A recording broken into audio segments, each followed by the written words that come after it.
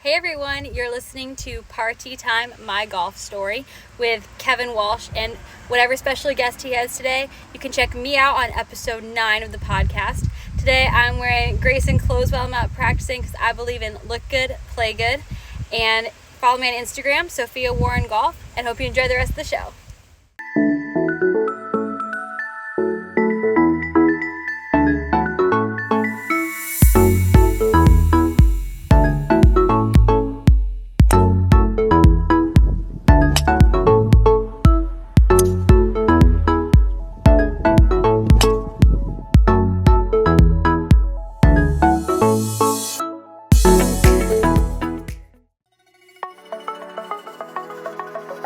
It's Party Time, My Golf Story, brought to you by Party Drinks.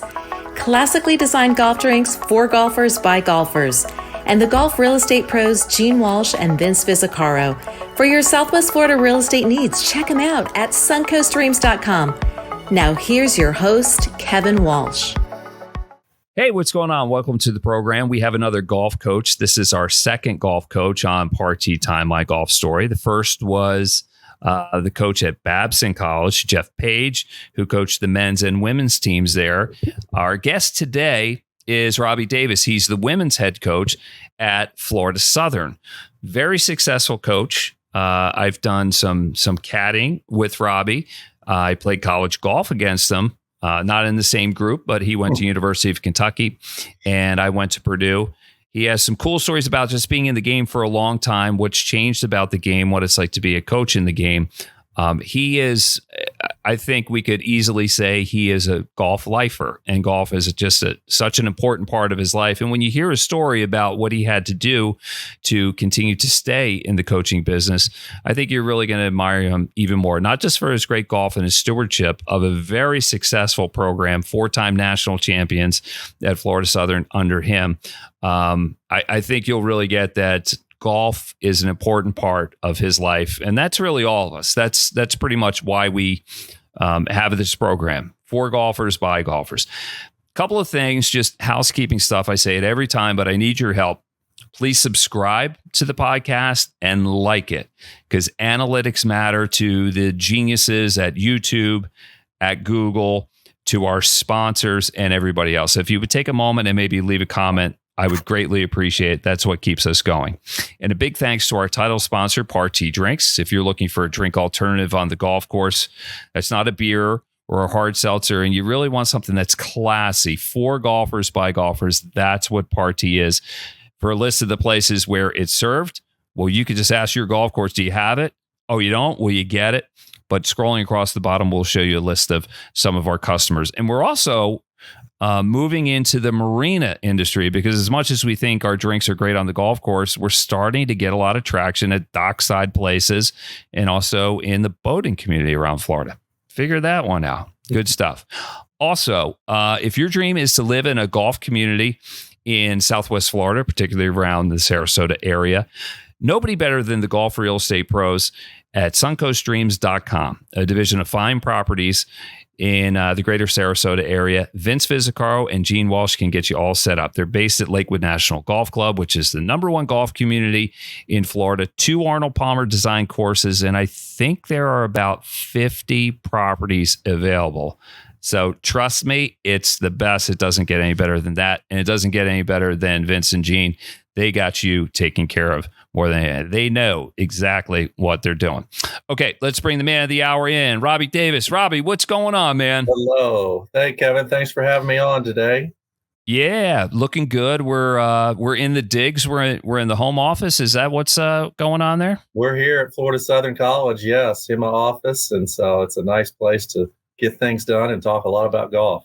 Yeah, tell me about the office. What am I looking at on the walls? I know you got a lot of good memories, and sometimes when things are tough, we need to look at the good times to inspire us to get back to where we were. Yeah, just got a lot of memorabilia. You know, this started my 27th year here at Florida Southern, and Florida Southern has been a great college and a great place for me to be able to coach and be a part of a team of people that are trying to win national championships. And so it's been a place that I have a lot of great memories, and I want to remember them on the wall. We've got a lot of great players and coaches that have been here at Florida Southern.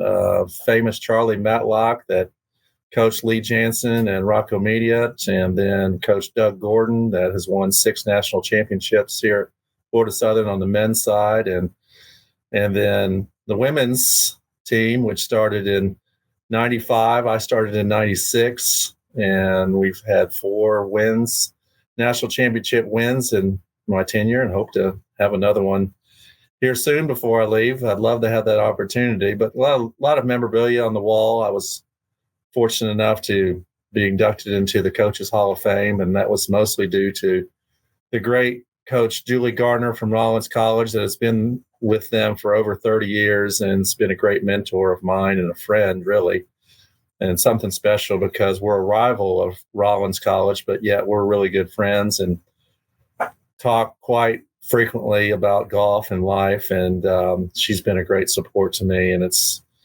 from her that I was nominated and obviously elected into the Coaches Hall of Fame, which is a great honor to be,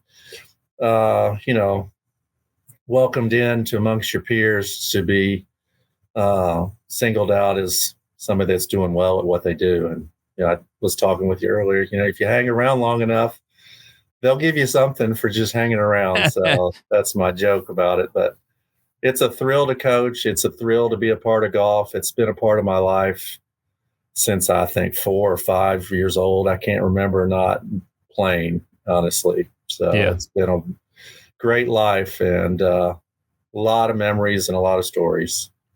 Well, you spent most of your life in Florida, but your roots are in Kentucky. Take me back there. Well, my family, on my dad's side, his dad was a golf coach and coached, actually was a principal at Lafayette High School in Lexington, Kentucky for 37 years and coached the great Gabe Brewer, the Masters champion. And from that, my dad was an avid golfer. And I think from that, it was in my blood to start and play and to coach and compete. And so like I said, I started, 4 or 5 years old. I remember my dad giving me a putter and it, moved on from there. And was fortunate enough. We actually lived in outside of Nashville in a place called Hendersonville, Tennessee for about 9 years, from 70 to 79. And that's where I learned the game when I was little. Our course, Bluegrass Country Club, which is still one of my favorite ones of this today in Hendersonville, had a junior program that started at age 5. And you could play a few holes from 5 to 6 and play a few more holes if you were 7 to 8. And then, obviously the age groups moved on up to more holes. And that's how I got started, competing at a young age. And even funnier, there was a miniature golf course not too far from our house there in Hendersonville, Tennessee. And they had a Saturday morning league. And if you can believe it. And it wasn't. Whoa, stop. A miniature golf league? Yeah, and it wasn't like, the crazy miniature golf. This was actually the skill miniature golf that. Oh, kind of like what Pop Stroke is now? But okay. But this was still, it was a little more competitive environment. It wasn't goofy golf. There was no clowns or no obstacles that you really had to. You just had to learn how to bank it off the boards at certain angles. And it was something I can still remember, a great memory that I had. That Saturday morning, they had this league of people, young people, old,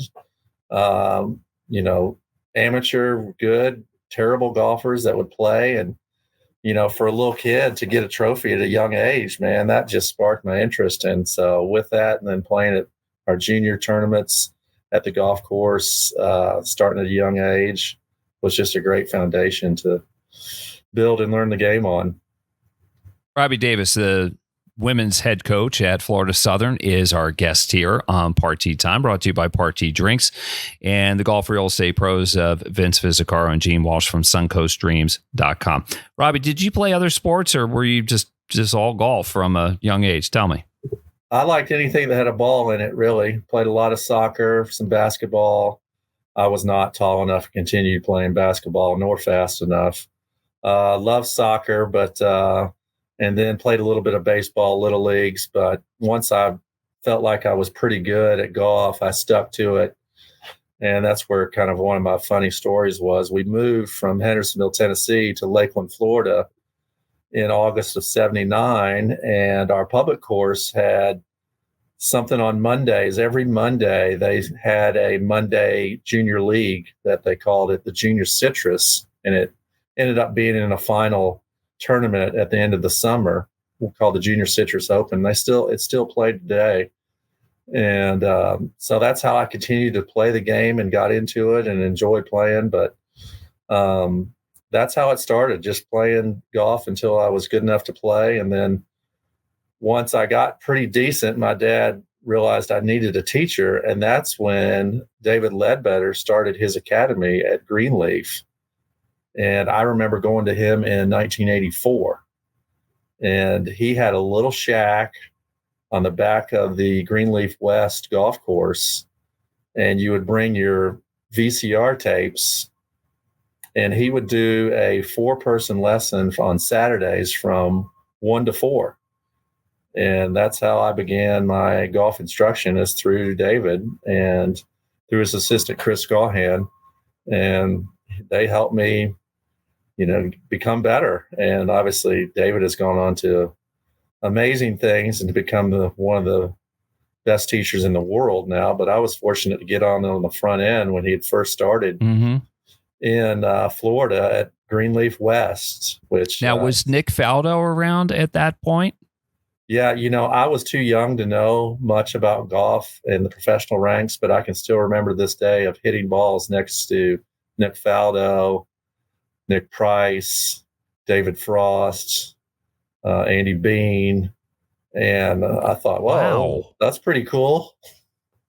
Little did I know, what golfers they would become too. But sure, David would do his group instruction with us, and then he would finish with us and go, give lessons and instruction to the good golfers of Price and Faldo and Frost. And so that was a pretty cool memory of learning the game. I would say so, because instruction's important, but sometimes just seeing it done for real. Yes. And knowing that that's the way to do it, and that's where I want to be. Was that your takeaway from it? Sure. And then when the video system got a little more, player friendly, I guess, they would do split screen. And so obviously it was nice to put your swing up against, Faldo or one of the other guys. I remember he put mine up against Ernie Els, and I thought, wow, this is pretty cool that you'd even put my swing up against those guys. But, obviously you learn a lot from the best, and to learn at an early age was really beneficial to me. Tell me this, the pros that you just mentioned, from Faldo to Nick Price, did they ever talk to you? Did you have did they take an interest in you? No, I didn't really talk to them. Yeah, they were pretty much all business when we were there getting lessons. Obviously, I became to know Andy Bean pretty well because of his affiliation with Lakeland, Florida, and we both graduated from the same high school, Lakeland High, and he was a member at Lone Palm, where we still practice and play today with the team. So he became a good friend and a mentor also. But the other guys, they were all business, and I understood that. And, it was just neat to see them hit the ball and see it, performed at a high level. Well, Andy could really hit the ball back in the day. I think he had to have been one of the premier long iron players. Absolutely. Back when guys were playing long irons and not so much hybrids. And I would imagine, did you, when you turned pro, and maybe I'm getting a little bit ahead of myself, but we'll come back to the college story and everything. But when you turned pro, was part of that, like, I want some of what Andy has, and that's where my dreams are? Well, honestly, he was pretty intimidating to play with, just because he was a competitor, man. But we were trying to beat him at all times, but rarely did we do it. So it was just, he was always good about letting us play with him and being competitive and learning that golf, if you're going to be good at it, you got to work hard and you got to want it. And we could see that in him. And that was something, obviously, that was pushed on me when we played professionally, that you can't take this game you got to do everything you can to be the best. And he definitely showed us that. And he had the skills and definitely the it factor. And that guy was a competitor to the end, and he did not like to lose. And so we rarely beat him, but when we did, man, it was something special. Oh yeah, yeah, absolutely, something to aspire to. Sure. So back, so you were playing with, like, when you say we were trying, like, who's the we? Are these like fellow junior golfers that he'd sometimes let tag along? Yes. No, I was just so blessed to be a part of a group of guys that we grew up, like I said, we grew up playing and learning the game at Cleveland Heights in that Monday League, Junior Citrus. My good friend Keith Albritton that still lives in Lakeland here, and he's played at the University of Florida with DeMarco and Pat Bates and Dudley Hart. So me and Keith grew up together, and then we had two other great friends that, one of my friends, Eric Williams, went to Furman. One of my other friends, Tommy Richards, went to Florida Southern. So we grew up learning the game together, and, we competed together and just played every day together. I mean, I can't imagine how many rounds we must have played together, but that was pretty fortunate. And then had two other good friends, Robert and Guy Hill. And Guy Hill was pretty successful. Robert played on the Nike Tour for a year. Guy qualified and played on the PGA Tour, but we played together a lot. Robert went to Florida State. Guy went to he played at Miami, and then he transferred and won national championship at Florida. And so, I mean, all these guys played at a high level, and for us to play together daily was huge. Oh yeah, I mean that's how. I mean, that fuels you. You see what you got to work on. You have that constant competition.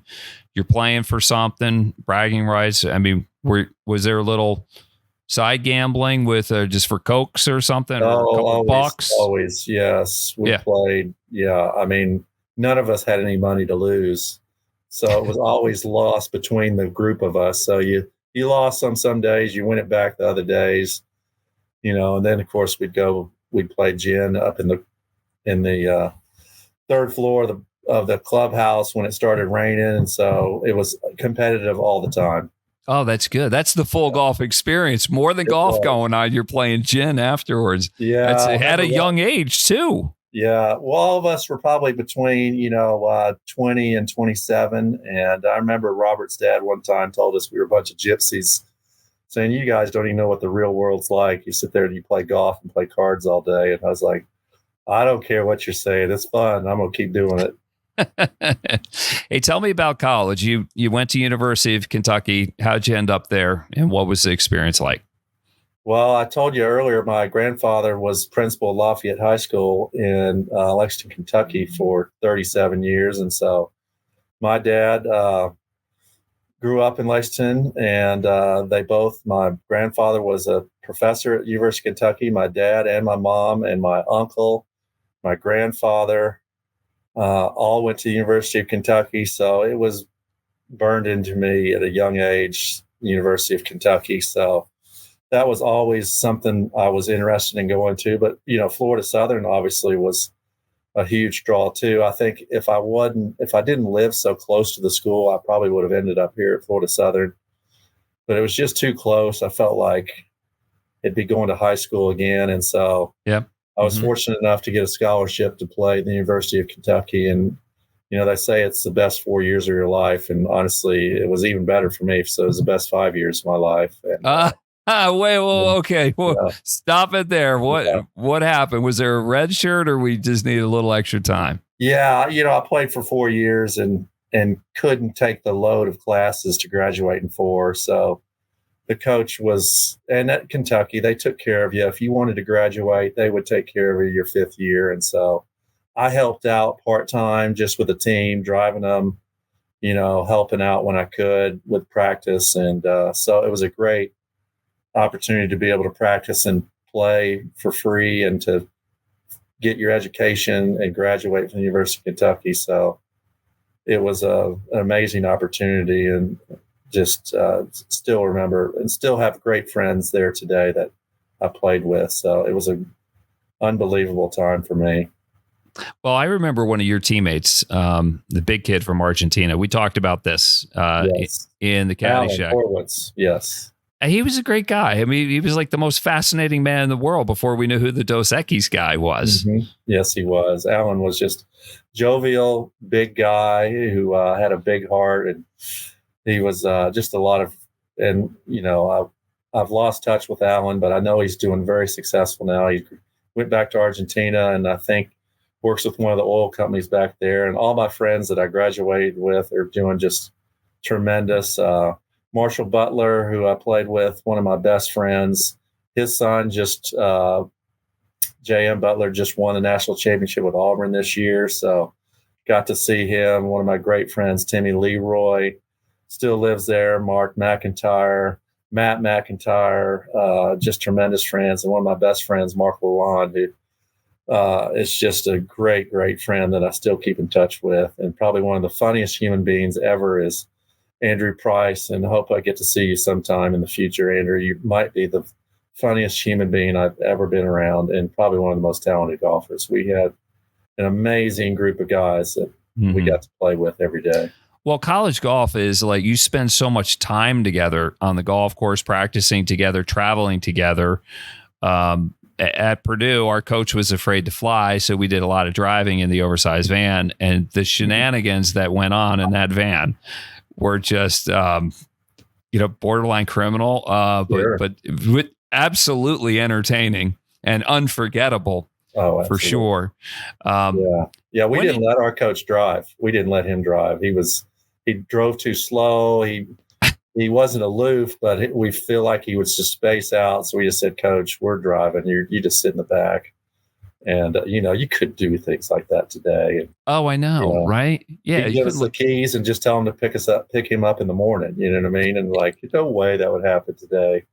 Well, at least he gave you the keys. We stole the keys at Purdue, for the excursions, like on spring break, when we were supposed to be staying at the time of our life. So good. Yeah. When did turning pro start entering the picture? Well, my dad was always very encouraging about my game and told me he felt like I would be disappointed if I didn't give it a try right after school. And so honestly, I didn't feel like I wanted to start working. I didn't really know what I was good at except for golf. So I was like, hey, yeah, let's do it. And so we got some sponsors, and a lot of friends and family who I still are good friends with today sponsored me for 3 years. And so that was amazing to be able to play with a lot of high level people and learn to play for money. It's a whole different ball game when your rent check is dependent on how well you do. And it makes it a little more stressful on you. The game loses maybe a little bit of its fondness, I guess, for fun when you're doing it that way, because things are critical now when you don't play well. Before you could slough it off like, well, in college, my teammates will pick me up, or I've got this next tournament I'm looking forward to, and that'll be fine. I'll play good in that. But, I remember playing a couple times, playing real well, shooting 3-4 under, like at Disney Palm. I remember I played that course real well and made like $250. And I'm like, what's going on here? It doesn't seem that hard for those guys on TV.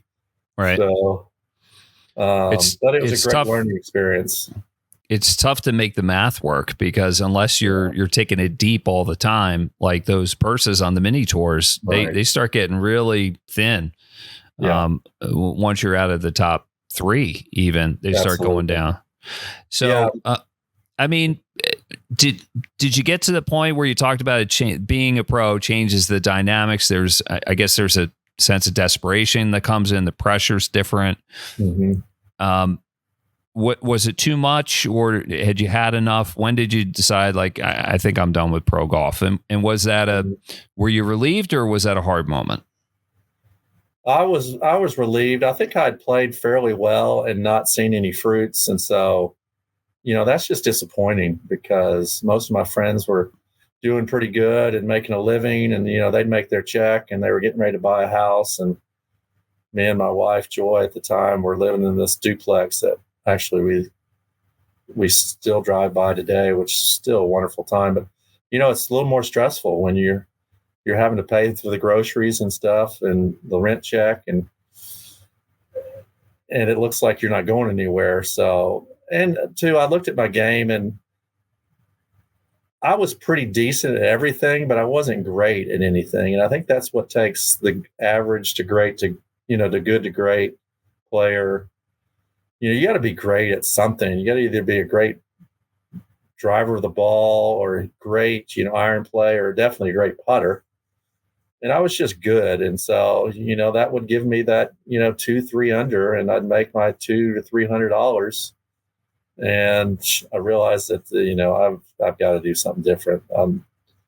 So after my second try at Q school, I realized that, it's time to move on. And I think I'd played so much golf by then. It was like, this is a relief. You know what I mean? It's, let's go learn to enjoy the game again. And so, fortunate enough, a coaching opportunity came knocking, and I believe God directs all things, and I was, you say you're the right place at your right time, but I exactly was at the right place at the right time. And where was that? So, what was this stepping in? Yeah, growing up in Lakeland, obviously the men's golf program had been so successful for many, many years. With Lee Jansen, Rocco Media, Marco Dawson, a few others, Jeff Clark and Rodney Butcher. I mean, so many great players. I'm missing a few others. But so the men's program had a great history. And I knew the men's coach at that time, Coach Doug Gordon. He had been so successful at Georgia Southern. And I remember talking to him. And he says, you just got to hang around and hopefully something will open. And then sure enough, it did. They started the women's program. They hired a coach. The coach didn't work out for them, and they asked me to come on part-time. And I was part-time for a few months, and they said, well, we're going to make you full-time, but we're just going to pay you part-time. So I was like, oh, okay, that doesn't sound great, but we're going to do it. Wait a minute. Yeah. Here's more work, but we're not going to pay you. Well, anything. So this was, 97. And, most of the coaches I knew at Florida Southern, including Coach Gordon. Coach Gordon had to teach full time also and coach. And all the other coaches had to do the same thing. So basically they were saying that we don't have anything for you here yet at the college, but we'll let you work in the morning and then coach in the afternoon. So I was like, oh, okay. And so I guess a friend or something said, well, you can substitute teach. Why don't you do that? So I was like, oh, okay, that sounds good to me. So I would. So I substitute teach in the mornings, and then we'd have practice around 2 or 3 in the afternoon. So okay, hold on. I want to know about the substitute teaching. Yes. What was that like? Well, actually, and how did the students treat you? Actually, it was awesome because being from Florida, I knew a lot of people. And I knew which teachers to sub for and which ones not to. And so, drafting was always my favorite one because they would literally watch movies and then do their work while they're watching movies. And I like, this is a pretty good gig. And of course, doing PE, you'd substitute for PE. I was like, this is awesome too. And yearbook. Playing all day. I love subbing for yearbook. And we watched Titanic. I remember the whole week that I did yearbook. And home ec, that was another favorite one because, man, you could. Whoa. Yeah. Like, what were your home ec skills? Well, it was just great because, the class was laid back and, they do kind of fun activities and do worksheets. And, I could just sit back and enjoy talking with them. So there wasn't a lot of teaching that I would be doing. It's more just facilitating and making sure people didn't leave. And so I did that for a few years. And then 2000, we won our first national championship. And I guess that triggered the higher ups to say, hey, this can be something that I think maybe we can have a future with. And that's when Title IX was starting to come around, and they needed women's programs to begin to be successful. And again, I was at the right place at the right time. And they said, here's what we're going to do. You're going to work in the business department in the mornings because we don't have anything for you in the athletic department.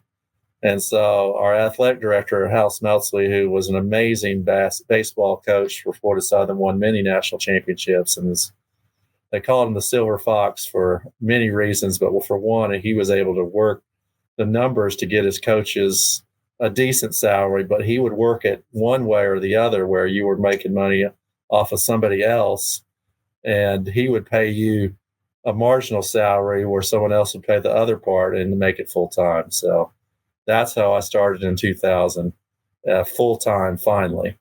But to do that, to be like full time, you had to get your master's degree, right? So most people get a master's degree so they would get paid for certain job. That was really just to keep the job that you loved and wanted to hang on to. Right. Back then, and still today too, that they want most of the coaches to have their master's degree. But since I worked in the business department, they were kind enough to let me get my MBA. I had a bachelor's in finance and was able to get my MBA in some night classes. So I would take some night classes at night because it didn't interfere with golf really. And I was able to finish that and get my master's. And so that was pretty cool. So that was kind of another perk of being a coach, is you could get your master's for free also. So which is nice, but that's a ton of work. So your schedule at that point is just chock full. Yes. And so, but you're young, you don't think about things like that. You're like, let's go. And I'm never for one to sit around either. And so, that's why I love caddying too, not to get on another tangent, but that's, to get out, to be active, to feel like you're contributing, that's what I love to do. And to do it and get paid for golf, which is also something I love, that's another huge benefit. So that was, that's the beginning of my career right there. And now 27 years later, I'm still doing it. Still doing it, man. It sounds like you got a lot more years left. Robbie Davis, the head women's coach at Florida Southern, is our guest here on Party Time, My Golf Story, brought to you by Party Drinks. If you're looking for a good drink alternative, Party is for you.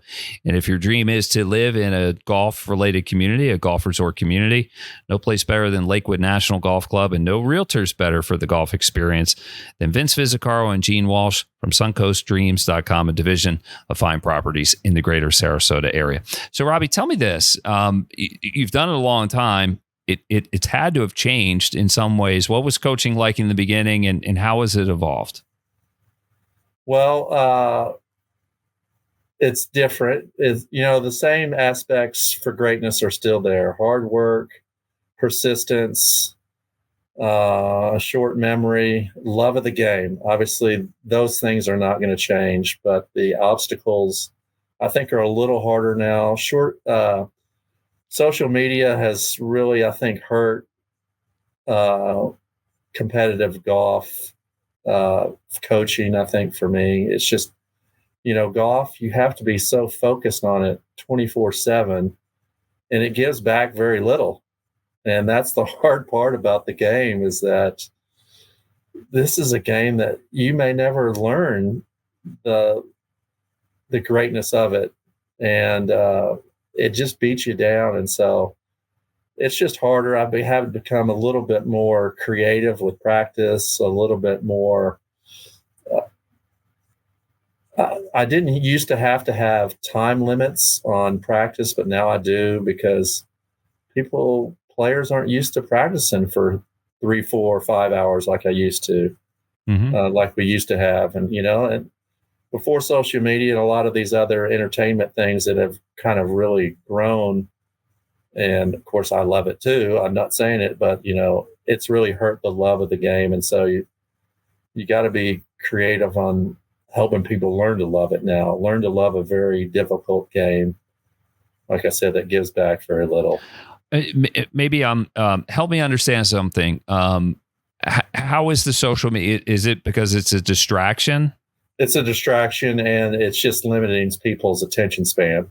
I just feel it's very hard to get people, the players, to get their phone away from them, to not worry about the things that they have to do, because the social media is not going to take a back seat. It's going to be paramount to the exciting stuff that they are doing, and and even 10, 15 years ago, we didn't have to worry about it. It was, You had nothing to do but focus on your nothing to do golf. but play golf. And So you got lost in your golf. You got lost in your golf, and then you would go watch some other sports. Mm-hmm. And so now, most sports are watched streaming, and you can do that. I can sit here and put my phone on and watch something while we're doing our interview, which is crazy. And so that's been more difficult, but, the aspects of greatness are still there, and teaching players about how to be great is still, what I love to do, and helping them learn and become a better person. And golf does that. It forces you to become a better person, or you'll quit the game because it's just so difficult. It's mentally taxing, physically taxing. And, I remember Stuart Appleby saying it gives back 1%. Mm-hmm. And we practice for that 99% to get that 1%. And so that's hard with this new upcoming age, is to tell them that you're going to have to sacrifice something that's really exciting on the side for you to go get beat up every day for the next 4 years. Yeah. And it's a losing game. We lose more than we win. I mean, as much as we thought Tiger dominated golf, he did in the capacity that we're used to. Sure. Like, he won more than anybody, but he lost. It's just like hitting in baseball. 300 is considered successful. Well, that means you failed 70% of the time. Absolutely. You mentioned the caddying. You tell me, what makes a good caddy? What do you get out of it? And what do you try to do for the folks you're looping for? One, I want them to have fun, because I think that's the key to coming back and wanting to play more, is you got to learn to have fun. And so, caddying, I'm just their biggest cheerleader. And so I'm out there encouraging, trying to help people, when they've had a bad hole, just pick up, that's no worries. We're going to do it again this next hole, and you're going to hit a good shot. And so that's fun. And just meeting new people and learning their stories. That's awesome. And helping someone play a good round, that's amazing. And honestly, learning from the other caddies like you and Greg Lupavol, that's just he's got to be the best caddy master in the world. He's just phenomenal. His stories are amazing too. Just being around you all and learning and hearing other stories about how to play better golf, that's what excites me. You know what I mean? Yeah. I kind of feel like when I do what you do, I try and be a cheerleader, make it very positive, all about them. And if there's some coaching where I think I can help them, I try to do that too. So for me, it's kind of like, I'm not a coach like you are, but I kind of feel like I'm a coach at least for a couple of hours. Do you feel like that way too? Absolutely. There's nothing better than to give somebody some advice and have them play better. You know what I mean? To see the smile on their face, the energy that they get, the excitement of wanting to try it again, to take somebody from the lows of making a bad score on one hole and then helping them make a good score on the next hole.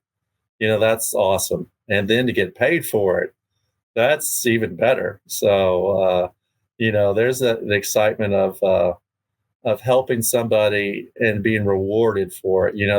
On both ends, you're getting something good coming out, and, feeling like that you've made a difference in someone for that day or for that shot is, exciting. Yeah. I feel like I give them a good read. They made that putt.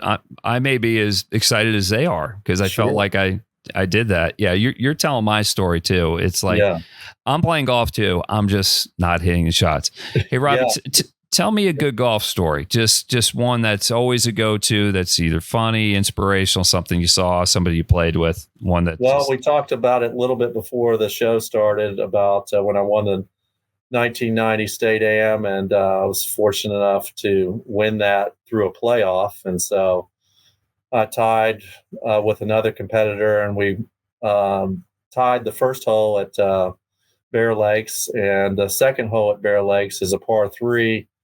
I can't remember how far it was. I just remember it was a 6-iron. And so I went to my caddy, Brian. I said, Brian, looks like it's a 6-iron. give me that. And he said, can't do it. And I said, what are you talking about? He goes, well, we left the 6-iron at the driving range, meaning he left the 6-iron at the driving range. And so I was not going to be hitting the 6-iron. He said, you're going to have to cut the 5 in there. And it's a story we still tell today. And so I flailed it out to the right. And my competitor, we both made bogey.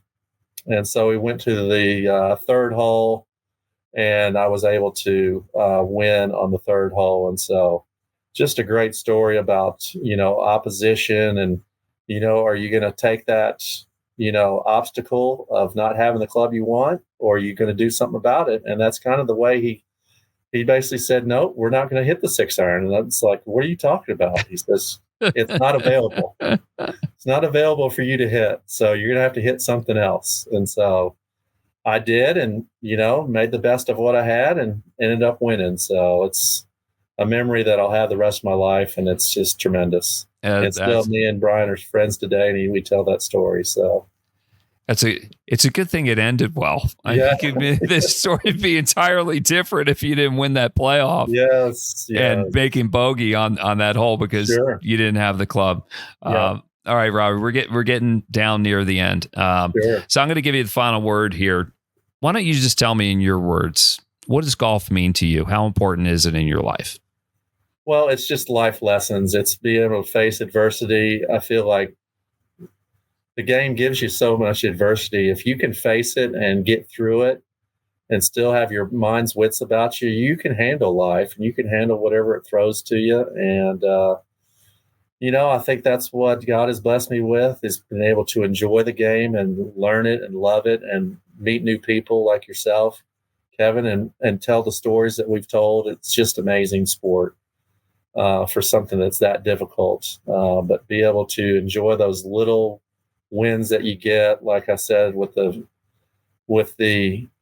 state am win, having an obstacle and being able to overcome that and still win. And that just makes something about life worth living. And golf gives you that opportunity. Yeah, I couldn't imagine life without golf. It builds character, it reveals character, and you just stick with it. And I think if you love it, it'll love you back. But man, it beats you up sometimes too. Yes, it does. But so does life, right? Absolutely. All right, Robbie, let's call it a day. I'll see you at the shack on down the road. Good luck to the Lady Moccasins this year. Let's see if we can bring home national title number 4. How does that sound? Thank you, Kevin. I appreciate it. Or 5. Did I get the numbers wrong? You number 5. Number 5. We need 5. 5 it is. That'd be great. And then you come back and we can relive that. Okay. Absolutely. How's that sound? Thank you so very much, Kevin. Yep, you got it. Hey, big thanks to our sponsors, Party Drinks. If you're looking for a golf alternative, Party is for you. And the Golf Real Estate Pros at suncoastdreams.com, Gene Walsh and Vince Vizzacaro. For Robbie Davis, head women's coach at Florida Southern, I'm Kevin Walsh. We'll see you again next time on Party Time, My Golf Story.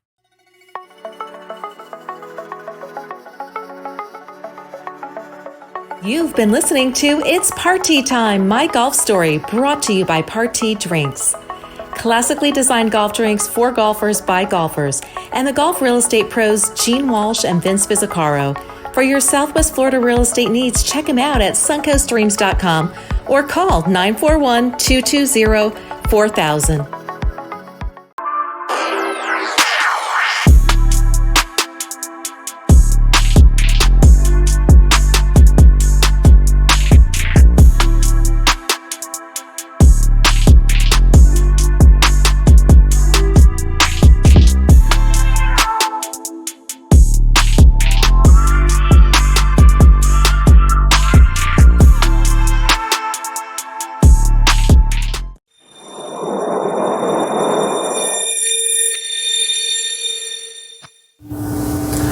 This is Vince Vizzacaro and Gene Walsh with the SuncoastDreams.com real estate team at Fine Properties. We've helped hundreds of families find their dream homes in golf and resort communities in Lakewood Ranch, Bradenton, Sarasota, Parrish, Venice, and the surrounding areas.